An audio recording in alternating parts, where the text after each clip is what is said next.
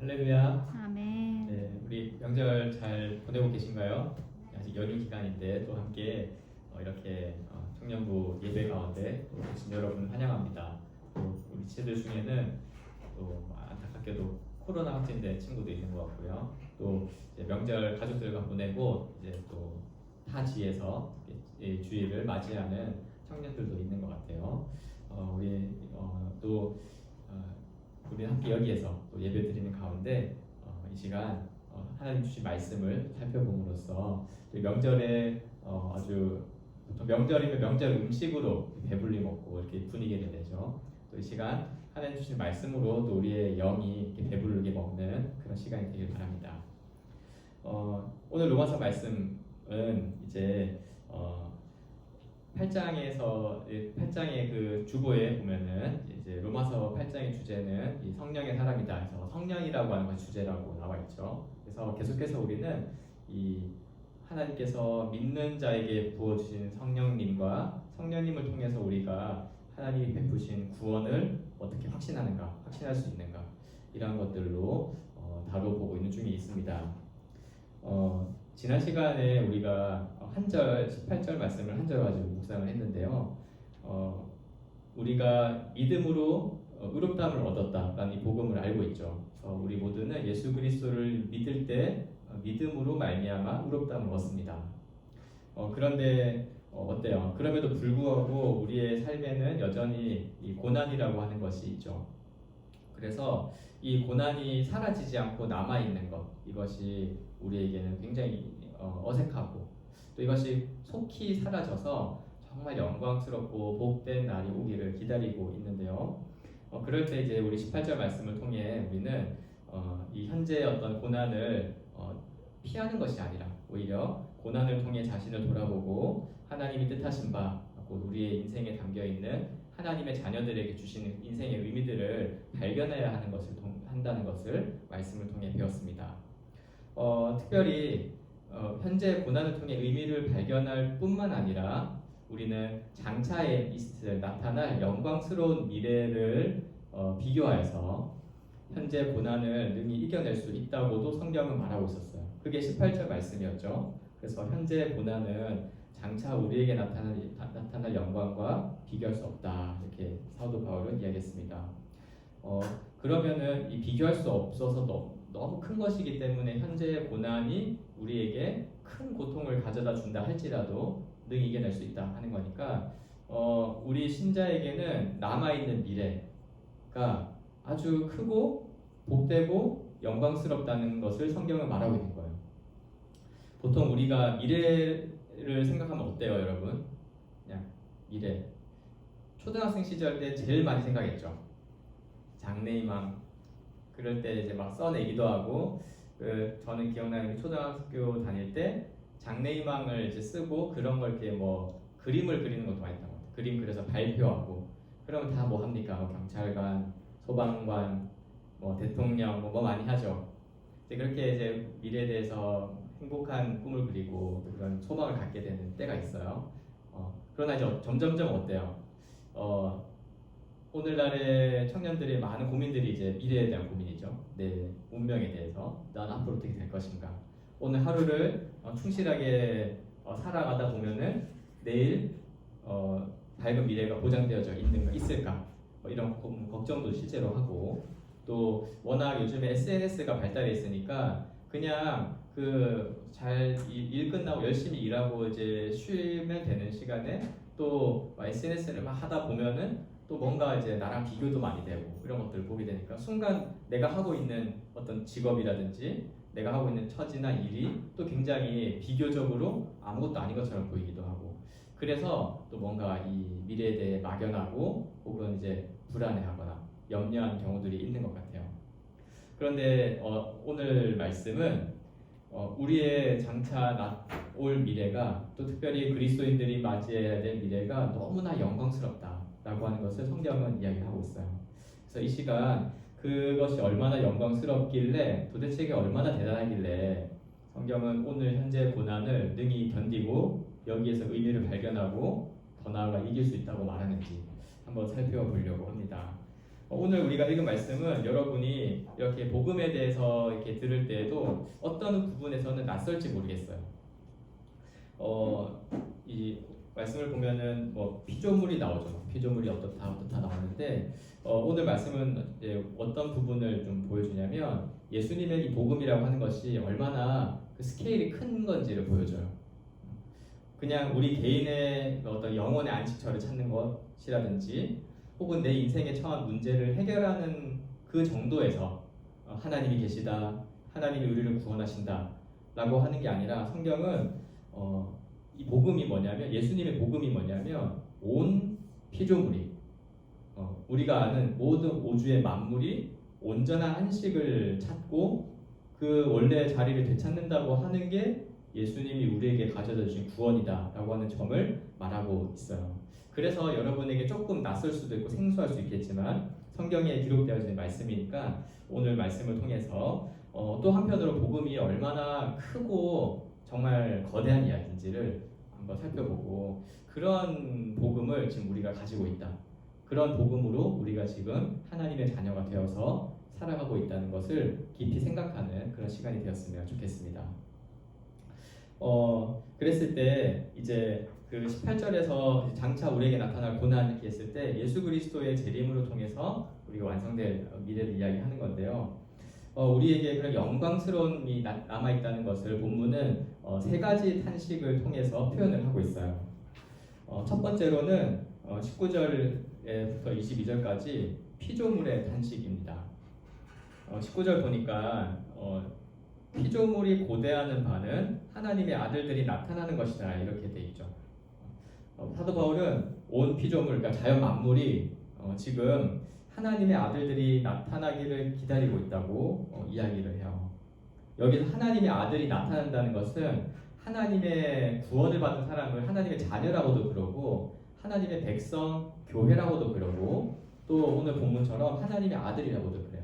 이때는 그 남성을 가리키는 것이 아니라 남성 명사를 쓴 건데 상속자를 의미해요. 아들이라는 거는. 그래서 하나님 나라의 상속자들이 나타나는 건데 이 나타난다는 건 이제 진짜 우리가 지금 그리스도 안에서 하나님의 상속자가 된 신분만이 아니라 실제로 온 우주 만물을 원래 다스리는 하나님의 대리 통치자로서의 아담의 그 모습을 온전히 회복하는 그날을 지금 고대하고 있다. 그러니까 아주 간절히 기다리고 있다는 거예요. 물론 자연 만물은 이제 우리한테 뭐 말을 하진 않죠. 그러나 현재 피조 세계는 그렇다는 거예요. 왜냐니까 20절에 피조물이 허무한데 굴복하고 있기 때문에 그렇다는 거예요. 지금 피조물은 아주 허무한 것에 굴복하고 있는 상황이어서 이것이 또 자기 뜻이 아니라 이제 굴복하게 하신 이로 말미암아서 지금 이 피조물은 본인들의 의지가 아님에도 불구하고 지금 허무한데 굴복하고 있다라고 하는 거죠. 이것은 무엇을 뜻하냐면 지금 우리가 보고 있는 자연 만물 있죠. 지금 하늘 보면 가을 하늘이 제일 좋아하는 것 중에 하나인데 너무 아름답잖아요. 사실 아름답고 평온한데 성경은 이 피조물이 이렇게 아름다운 피조물이 현재 창조의 영광을 잃어버린 상태라고 말하는 거예요. 그러니까 창조의 영광을 잃어버렸는데 이 정도로 좀 아름답고 그래요. 안 가봤지만 뭐 어디 하와이 이런 데 가면 더 이쁘대요. 그런 데가 그 원래 피조물, 원래 창조의 영광을 잃어버린 상태인데 우리가 어떻습니까? 아주 큰 돈을 들여서 여행을 갈 정도로 아름다운 자연들이 있죠. 그런데 그것은 지금 영광을 잃어버린 상태라고 이야기하는 거예요. 왜 이 창조의 영광을 잃어버렸냐면 바로 여러분 다 잘 알다시피 최초의 인류였던 아담이 범죄함으로써 이 타락이 시작되었습니다. 이 창세기를 보면 그 아담은 그냥 단순한 여러 생명체들 중에 가장 탁월한 생명체 정도가 아니라 유일하게 사람만이 하나님의 형상대로 지음을 받았어요. 그래서 하나님의 형상대로 지음 받아서 하나님이 창조하신 이 피조 세계를 다스리고 통치하는 대리 통치자로서 창조가 되었습니다. 그런 대리 통치자였던 사람이 범죄하여 타락했기 때문에 모든 피조물, 그가 다스리는 모든 이 땅도 타락하여서 썩어질 그런 형벌에 동참을 하고 있는 거예요. 그래서 우리가 창세기 말씀에서 그 저주받았기 때문에 땅에서는 가시와 엉겅퀴가 난다고 돼 있죠. 그렇게 표현이 되어져 있는데 이것은 지금 피조물이 우리가 봤을 때 너무 아름답죠. 너무 아름답지만 그럼에도 창조의 영광을 이 사람의 범죄함으로 인해서 잃어버려서 지금 피조물들은 무엇을 기다리고 있냐면 하나님의 모든 구원이 이 사람을 향한 인류를 향한 모든 구원이 완성되어서 온 피조물도 다 회복되는 그날을 기다리고 있다라고 성경이 말하는 거예요. 그래서 21절을 보면 그 바라는 게 있는데 피조물도 썩어짐의 종로를 탄 데서 해방되기를 바란다. 그래서 하나님의 자녀들의 영광의 자유에 이르는 것처럼 자신들도 영광스러운 그 날을 기다리고 있다는 거예요. 그러므로 22절 피조물이 다 이제까지 함께 탄식하며 함께 고통을 겪고 있는 것을 우리가 아느니라 이렇게 되어 있죠. 그래서 우리 성도들은 이 말씀을 통해서 지금 이 우리만 하나님의 그 영광스러운 구원의 완성을 기다리는 것이 아니라 이 자연의 피조물들도 탄식하면서 원래 창조의 모습을 회복하고자 창조의 그 영광스러움을 회복하고자 기다리고 있다고 말을 하고 있습니다.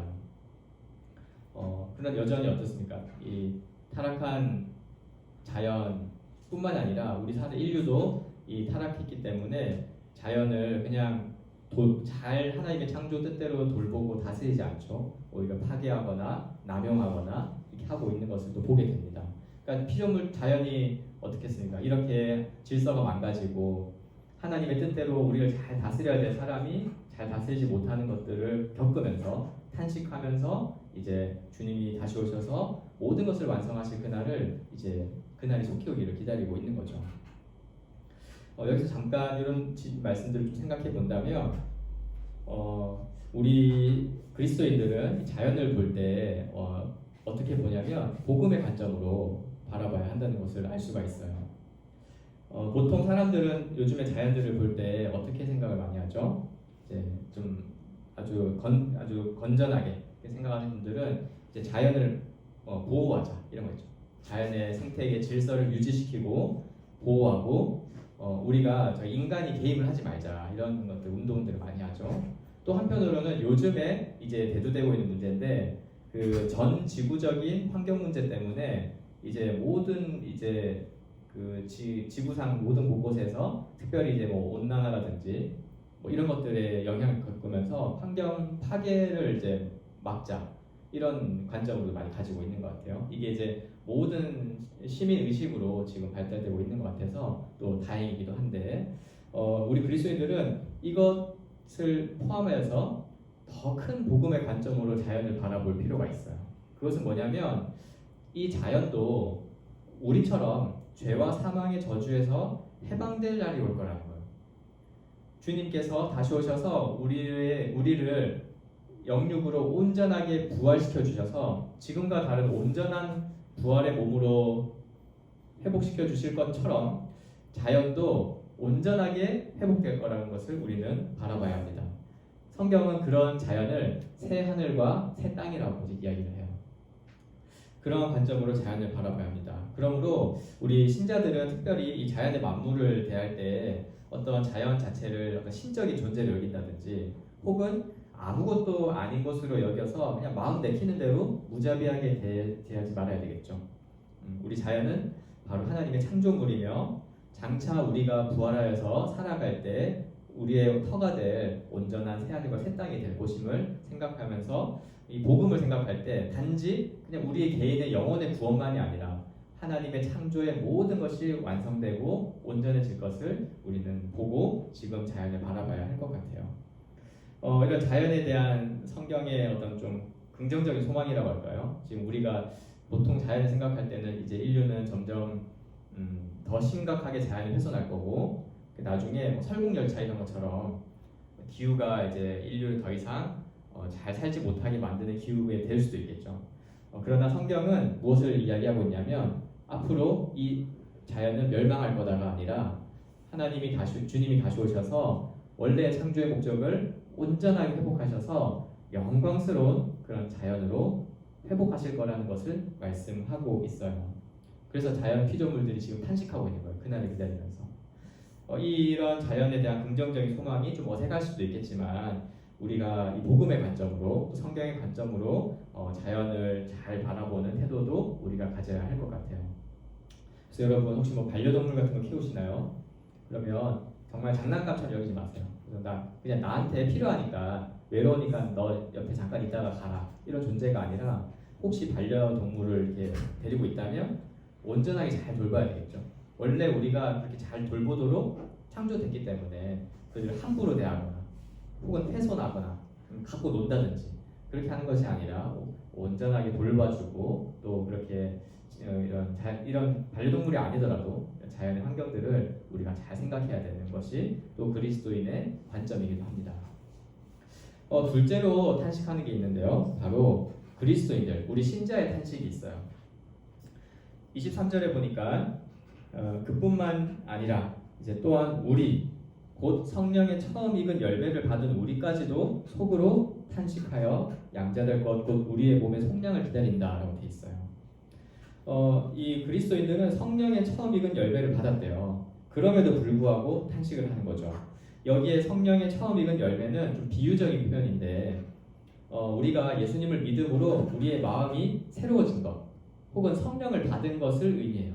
그러니까 이미 우리는 성령을 받아서 성령의 보증하심을 통해서 의롭다 하심을 얻고 그리스도인이 되고 하나님의 자녀가 되었죠.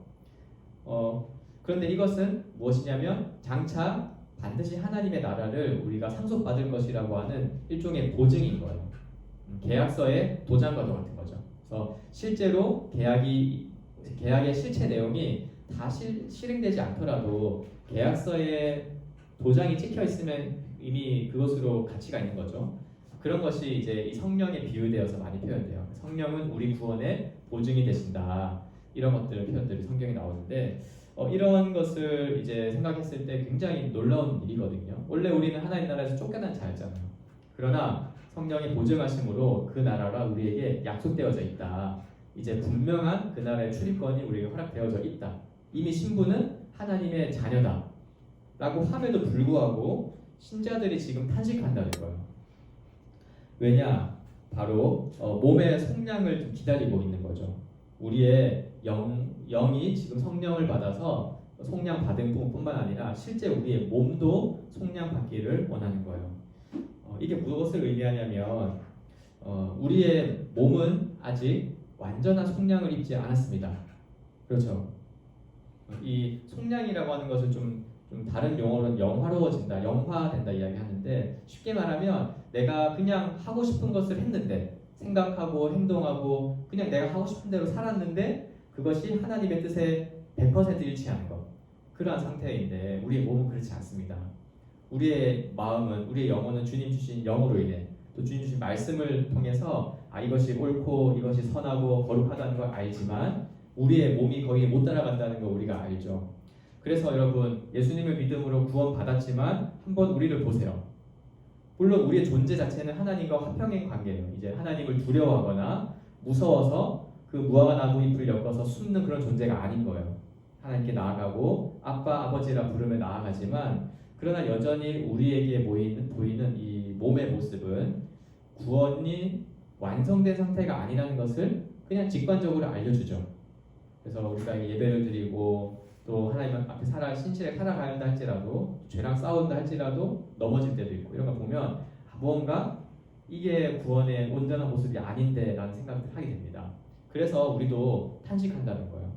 어떤 것을 우리의 몸까지도 속량되어서 완전히 하나님의 뜻에 합당하게 살아갈 그날을 기다리는 거예요. 그래서 이 영화에 이르기를 이제 참으면서 기다리고 있는 것이죠. 그래서 24절에 보면 우리가 소망으로 구원을 얻었음에 보이는 소망이 아니다. 보는 것을 누가 바라겠어요? 우리 눈에 보이는 것이 다가 아니고 보이지 않는 것. 그렇지만 반드시 그리스도 안에서 주어질 그날을 기다리고 있다 이야기를 합니다. 셋째로 성령님도 탄식하신다고 성경은 나와 있어요. 26절 한번 같이 한번 읽어볼까요? 시작. 이와 같이 성령도 우리의 연약함을 도우시나니 우리는 마땅히 기도할 바를 알지 못하나 오직 성령이 말할 수 없는 탄식으로 우리를 위하여 친히 간구하시느니라. 아멘. 이 성령님의 탄식은 우리 신자의 탄식과 좀 많이 연결되어 있어요.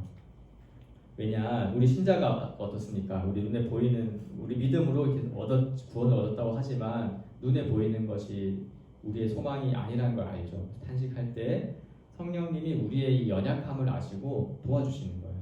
그런 의미에서 탄식하신다 표현했습니다. 그래서 여기에서 성령님이 탄식하신다, 이거는 일종의 은유적인 표현이에요. 성령님이 우리처럼 사람의 몸으로 있고 계시는 게 아니죠. 이제 슬퍼하고 탄식하시는 것이 바로 이제 우리와 함께 하시는 것. 특별히 주님이 구원을 완성하시기까지 지금 우리의 모습들을 살아갈 때 우리의 연약함, 특별히 죄 앞에서 하나님의 거룩의 요구 앞에서 연약한 부분들을 성령님께서 함께 하시고 그것을 탄식하시며 우리를 도우신다는 측면에서 성령님의 탄식이라고 성경은 말하고 있어요. 특별히 이 연약함이 제일 가장 나타날 때가 언제냐면 26절에 있는 것처럼 기도할 때, 마땅히 기도할 바를 알지 못하나. 여러분 어때요? 이럴 때 많죠. 기도할 때 우리가 정말 이것이 하나님의 뜻을 구하는 것이 맞을까? 이런 생각들을 우리는 자주 합니다. 뭔가 기도할 때 이거는 그냥 내가 필요하니까, 내가 갖고 싶으니까 요구한다는 거는 되게 잘 알아요. 그런데 그게 아니라 정말 하나님의 뜻에 합당한 기도인가 라고 생각하면서 기도할 때도 또 많죠. 그래서 이렇게 기도해도 되는 건가? 기도를 이렇게 하면 하나님 들으시나? 이런 고민들을 우리가 늘 하고 있단 말이에요. 그때 성령님께서 탄식하시면서 우리를 도우시는 거예요. 그래서 혹시 우리가 연약함으로 인해서 좀 무언가 하나님의 뜻과 맞지 않는 기도를 한다 해도 괜찮아요. 왜? 바로 성령 하나님께서 우리를 위하여서 하나님의 뜻에 가장 일치하는 것으로 기도를 도우시고 중보하시기 때문에 그렇습니다. 여러분, 여기서 중요한 게 한 가지가 있어요. 기도할 때 성령님께서 우리의 연약함을 도우신다는 거예요. 그러면 기도를 하는 것 자체가 제일 중요하겠죠. 만약에 이 기도 자체를 하지 않는데, 그냥 기도를 자체를 안 하려고 하는데 그냥 성령님께서 알아서 도와주시겠구나라고 생각하면 그건 착각인 거예요. 우리가 연약하고 부족하고 혹은 성경에 대한 지식이 많이 없고 그 사람 하나님 잘 모르는데 라고 해도 우리가 하나님께 기도하고자 하는 그 마음을 가지고 기도할 때 성령님은 도와주신다는 거예요. 이 말씀을 꼭 믿고, 단 내가 기도 안 해도 되는구나, 이거 그냥 기도 안 하고 막 살면은 하나님이 알아서 해주시는구나 라고 하는 그런 건 아니다 라는 것을 우리가 꼭 기억해야 되겠습니다. 그래서 이제 좀 이 세 가지 탄식을 좀 정리해 보면 지금 저와 여러분은 그 구원의 은혜가 베풀어지고 있는 이 시대를 살아가고 있어요. 사도 바울도 그랬고요. 그럼에도 불구하고 이미와 아직이라고 하는 큰 구도 안에서 살아가고 있을 때 여전히 피조물도 완성될 그날을 향해 기다리며 탄식하고 있고, 신자인 우리들도 우리의 영은 깨어서 하나님을 섬기며 살아가지만 우리의 몸이 온전하지 못한 걸 보고 연약함을 느끼고 그 완성될 것을 기다리며 탄식하고 있고, 성령님도 이와 함께 탄식하고 있다는 거예요. 이것은 다 무엇을 의미하냐면 아직 우리에게 오지 않은 영광스럽고 완성될 온전한 그 날을 기다리고 있다는 것을 의미해요. 세 가지 탄식은 막 끝났다, 절망이다 이런 게 아니라 정말 그날이 오기를 기다리는, 그래서 그날이 지금보다 비교할 수 없을 만큼 복되다는 것을 알기에 탄식하는 그런 탄식이라는 것을 우리는 생각해야 됩니다. 그래서 그리스도인들은 이것을 믿음으로 그리스도 안에서 주어진 영광스러운 미래를 항상 생각하는 습관이 필요한 것 같아요. 지금 현재를 바라보거나 혹은 우리의 과거를 이렇게 자꾸 들추어낸다면 우리는 절망과 그리고 아주 좌절하는 그러한 신앙생활을 벗어나지 못할 거예요. 그러나 이렇게 본문에 말한 것처럼 영광스러운 것을 바라보면서 탄식하되 이 탄식이 영광을 향해 나아가는 소망으로 비춰질 수 있는 것은 실제로 우리에게 그런 미래가 남아 있다는 것을 믿는 믿음이 필요한 것입니다. 그렇다면 이 성령님께서 이제 우리를 위하여 간구하시고 탄식하시는데 최종적으로 이 다가올 완전한 미래는 어떤 형태이고 이것은 무엇을 의미할까요?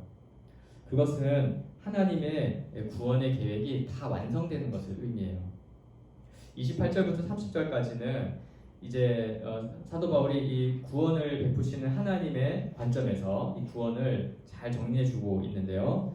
그것은 무엇이냐면 하나님은 우리를 향하신 구원을 계획하셨고 그 계획하신 것을 반드시 이루어 가시는 분이심을 이야기해주고 있어요. 28절 굉장히 이제 유명한 말씀이죠. 오늘 본문의 제목이기도 한데 28절을 다시 한번 같이 한번 읽어보겠습니다. 시작.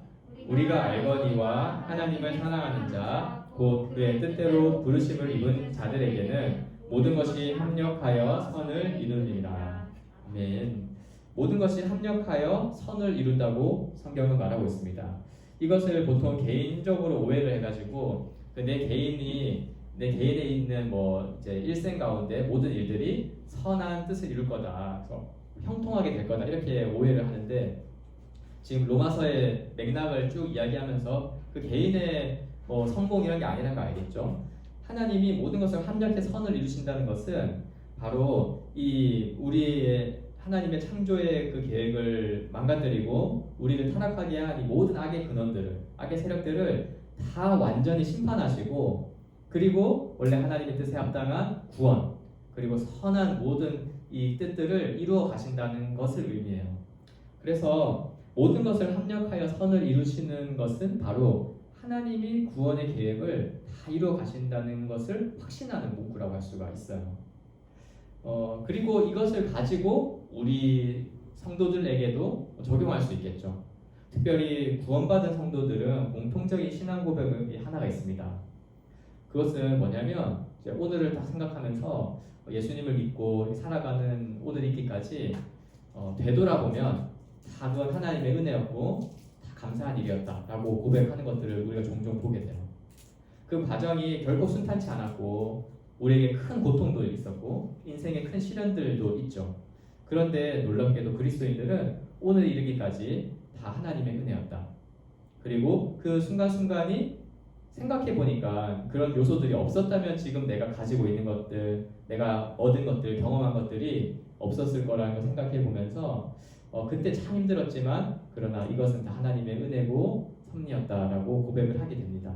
그런 차원에서 하나님은 정말 합력하여 선을 이루어 가시는 분이시고 지금 저와 여러분의 삶도 하나님께서 이 구원의 모든 계획을 이루어 가시는 큰 이야기 속에 이끌어가고 계시다는 사실을 믿어야 될 거예요.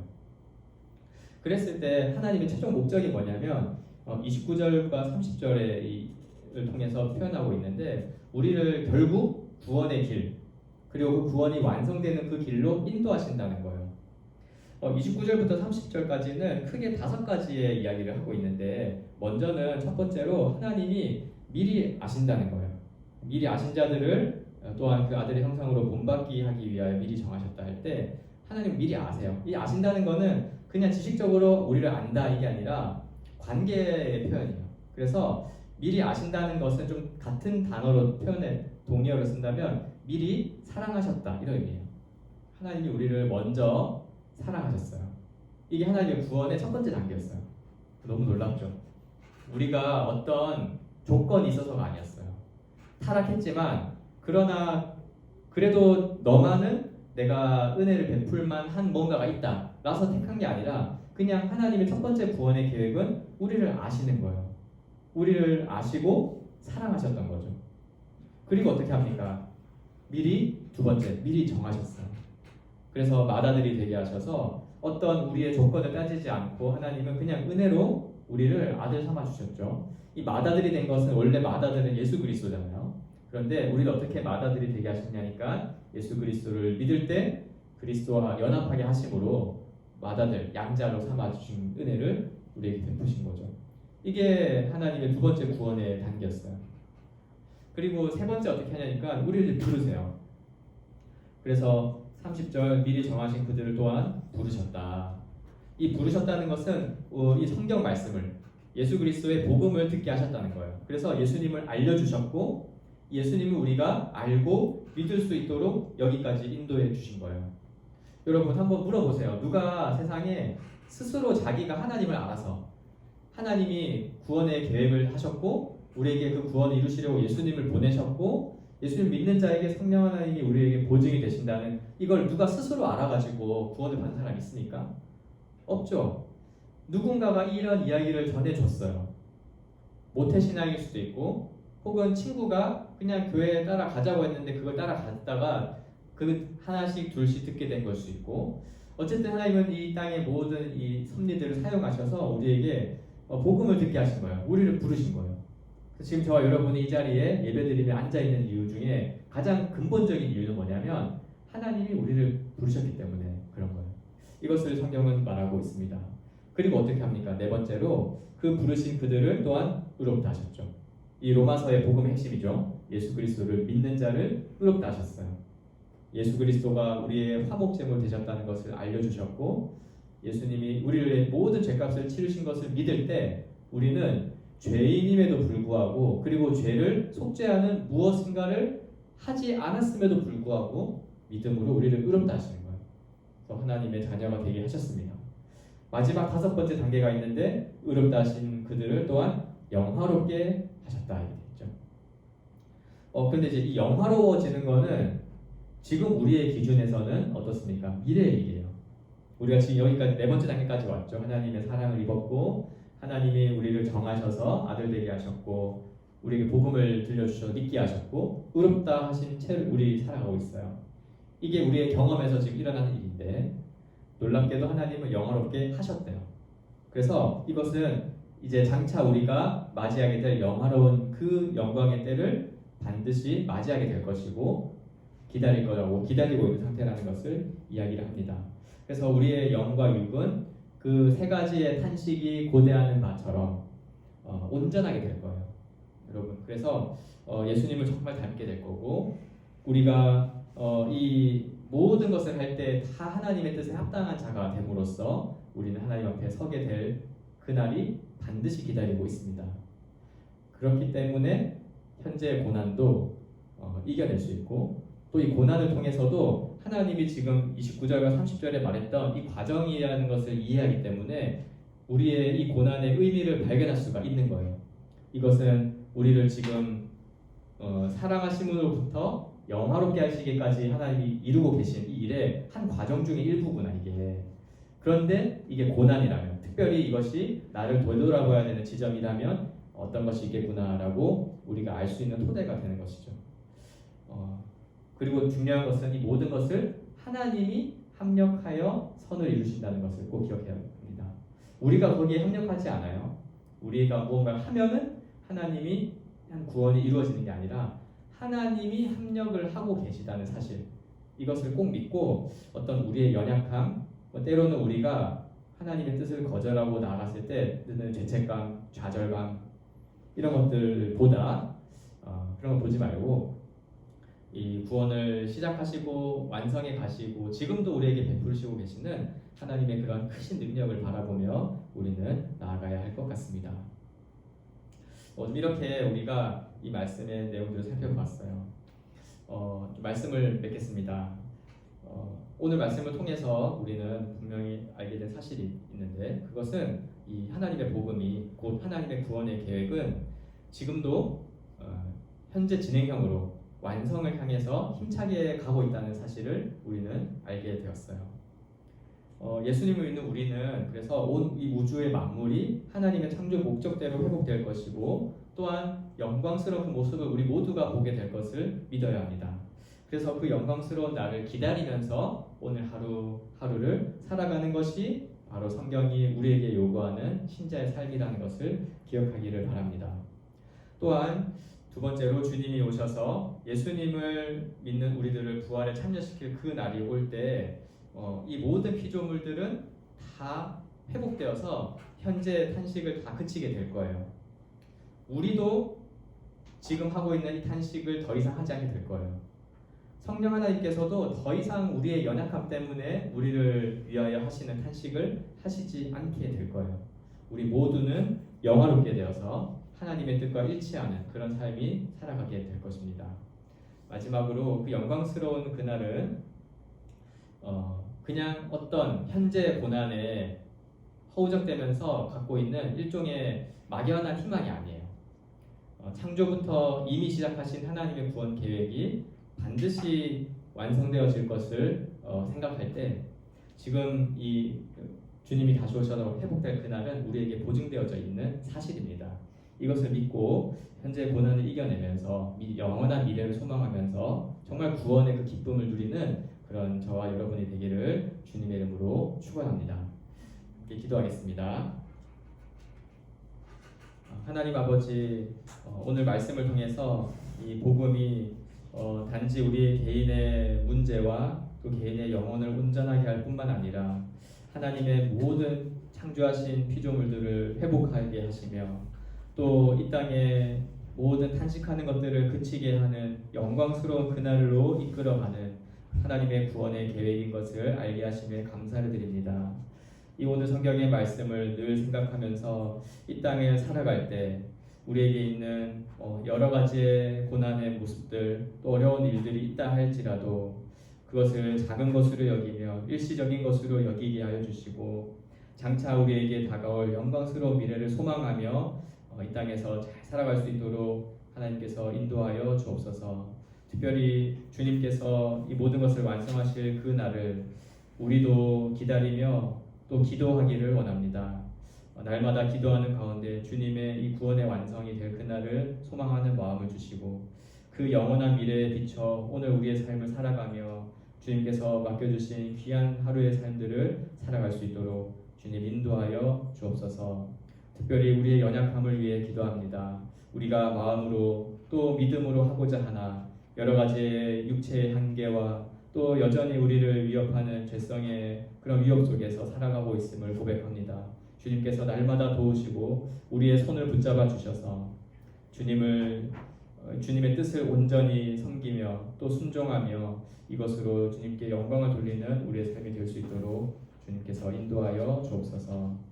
감사드리며 이 모든 말씀을 우리 주 예수 그리스도의 귀하신 이름으로 기도합니다. 아멘.